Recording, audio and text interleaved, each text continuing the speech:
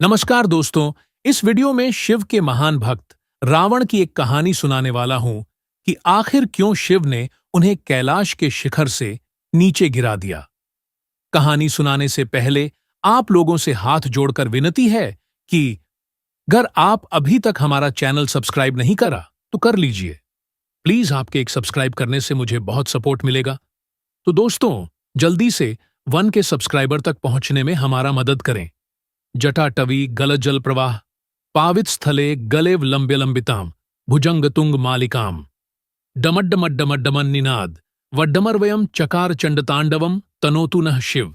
शिवम उनके बालों से बहने वाले जल से उनका कंठ पवित्र है और उनके गले में सांप है जो हार की तरह लटका है और डमरू से डमट डमट डमट की ध्वनि निकल रही है। भगवान शिव शुभ तांडव नृत्य कर रहे हैं। वे हम सबको संपन्नता प्रदान करें। जटाकटा हसंभ्रम भ्रमण्यलिंप निर्झरी विलोल वीचिवल्लरी विराजमान मूर्धनि धगद्धगद्धगज्ज्वल ललाटपट्टपावके किशोर चंद्रशेखरे रतिह प्रतिक्षणम मम। मेरी शिव में गहरी रुचि है, जिनका सिर अलौकिक गंगा नदी की बहती लहरों की धाराओं से सुशोभित है, जो उनकी बालों की उलझी जटाओं की गहराई में उमद्द रही है, जिनके मस्तक की सतह पर चमकदार अग्नि प्रज्वलित है और जो अपने सिर पर अर्धचंद्र का आभूषण पहने हैं। धरा धरेंद्र नंदिनी विलास बंधु बंधुर स्फुरदिगंत संतति प्रमोद मान मानसे कृपा कटाक्ष धोरणी निरुद्ध दुर्धरापदि क्वचिद विगंबरे मनोविनोद मेतु वस्तुनि। मेरा मन भगवान शिव में अपनी खुशी खोजे। अद्भुत ब्रह्मांड के सारे प्राणी जिनके मन में मौजूद हैं, जिनकी अर्धांगिनी पर्वतराज की पुत्री पार्वती हैं, जो अपनी करुणा दृष्टि से असाधारण आपदा को नियंत्रित करते हैं, जो सर्वत्र व्याप्त है और जो दिव्य लोकों को अपनी पोशाक की तरह धारण करते हैं। जटा भुजंग पिंगल स्फुरत फना मणिप्रभा कदम्ब कुंकुमद्रव प्रलिप्त दिग्व धूमुखे मदांध सिंधु रसफुरत्वगुत्तरीय मेधुरे मनोविनोदद्भुतम बिंभर्तु भूत भर्तरी। मुझे भगवान शिव में अनोखा सुख मिले, जो सारे जीवन के रक्षक हैं। उनके रेंगते हुए सांप का फन लाल भूरा है और मणि चमक रही है। ये दिशाओं की देवियों के सुंदर चेहरों पर विभिन्न रंग बिखेर रहा है, जो विशाल मदमस्त हाथी की खाल से बने जगमगाते दुशाले से ढंका है।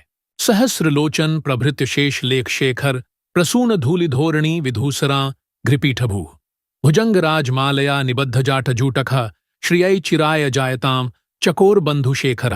भगवान शिव हमें संपन्नता दें, जिनका मुकुट चंद्रमा है, जिनके बाल लाल नाग के हार से बंधे हैं, जिनका पायदान फूलों की धूल के बहने से गहरे रंग का हो गया है, जो इंद्र विष्णु और अन्य देवताओं के सिर से गिरती है। ललाट चत्वर्ज्वल धनंजय स्फुलिंगभा निपीत पंच सायकन्नम निलिंपनायकम सुधा मयूक लेख्या विराजमान शेखरम महाकपालि संपदे शिरोजटालमस्तुनः। शिव के बालों की उलझी जटाओं से हम सिद्धि की दौलत प्राप्त करें, जिन्होंने कामदेव को अपने मस्तक पर जलने वाली अग्नि की चिंगारी से नष्ट किया था, जो सारे देवलोकों के स्वामियों द्वारा आदरणीय हैं, जो अर्धचंद्र से सुशोभित हैं। कराल भालपट्टिका धगद्धगद्धगज्ज्वल धनंजया धरीकृत प्रचंड पंचसायके धराधरेंद्र नंदिनी कुचाग्र चित्रपत्र कप्रकल्पनयक शिल्पिणी त्रिलोचनेरतिर्मम। मेरी रुचि भगवान शिव में है, जिनके 3 नेत्र हैं, जिन्होंने शक्तिशाली कामदेव को अग्नि को अर्पित कर दिया। उनके भीषण मस्तक की सतह डग्ध डग्ध की घ्वणि से जलती है। वे ही एकमात्र कलाकार है जो पर्वतराज की पुत्री पार्वती के स्तन की नोक पर सजावटी रेखाएं खींचने में निपुण हैं। नवीन मेघ मंडली निरुद्ध दुर्धरस्फुर कुहुनिशीथनी तमः प्रबद्ध बद्ध कंधरः निलिंप निर्जरिधरस्तनोतु कृत्य सिंधुरः कलानिधान बंधुरः श्रियम जगंधुरंधरः। भगवान शिव हमें संपन्नता दें।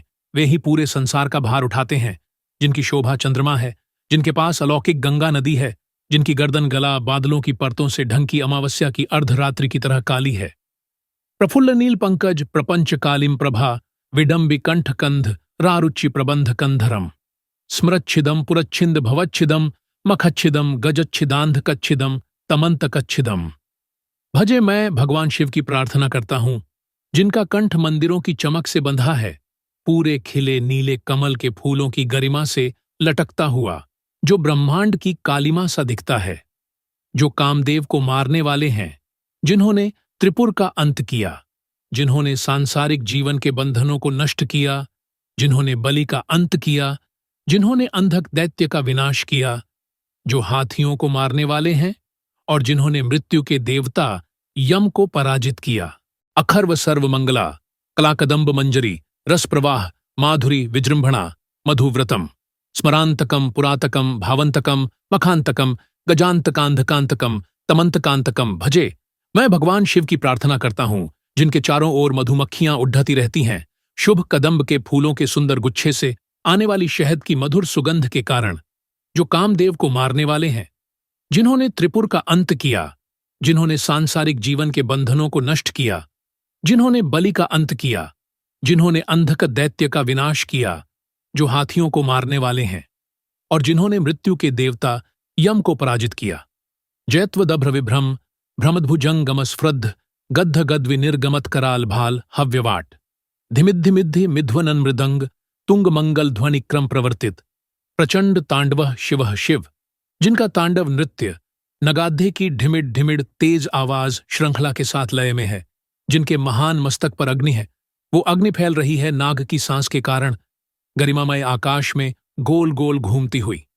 दृश्य द्विचित्र तल्पयो ऋभुजंग मौक्तिकमस्र जोर्गरिष्ठरत्नलोष्ठयो सुहृद्विपक्ष पक्षयो तृणारविंद चक्षुषो प्रजा मही महेंद्रयो समम प्रवर्तयन्मनः कदा सदाशिवम भजे। मैं भगवान सदाशिव की पूजा कब कर सकूंगा, शाश्वत शुभ देवता, जो रखते हैं सम्राटों और लोगों के प्रति संभाव दृष्टि, घास के तिनके और कमल के प्रति, मित्रों और शत्रुओं के प्रति, सर्वाधिक मूल्यवान रत्न और धूल के ढेर के प्रति, सांप और हार के प्रति, और विश्व में विभिन्न रूपों के प्रति। कदा निलिंप निर्झरी निकुंज कोठरे वसन विमुक्त दुर्मतिः सदा शिरहस्थ मंजलिम वहन विमुक्त लोल लोचनो ललाम्भाल लग्नकः शिवेति मंत्रमुच्चरण कदा सुखी भवाम्यहम। मैं कब प्रसन्न हो सकता हूं, अलौकिक नदी गंगा के निकट गुफा में रहते हुए, अपने हाथों को हर समय बांधकर अपने सिर पर रखे हुए, अपने दूषित विचारों को धोकर दूर करके शिव मंत्र को बोलते हुए, महान मस्तक और जीवंत नेत्रों वाले भगवान को समर्पित। इमं ही नित्यमेव मुक्त मुक्तमोत्तम स्तवम पठन स्मरण ब्रुवन्नरो विशुद्धमेति संततम हरे गुरो सुभक्तिमाशु याति नान्यथा गतिम विमोहनम हि देहिनाम सुशंकरस्य चिंतनम। इस स्तोत्र को जो भी पढ़ता है, याद करता है और सुनता है, वह सदैव के लिए पवित्र हो जाता है और महान गुरु शिव की भक्ति पाता है। इस भक्ति के लिए कोई दूसरा मार्ग या उपाय नहीं है, बस शिव का विचार ही भ्रम को दूर कर देता है।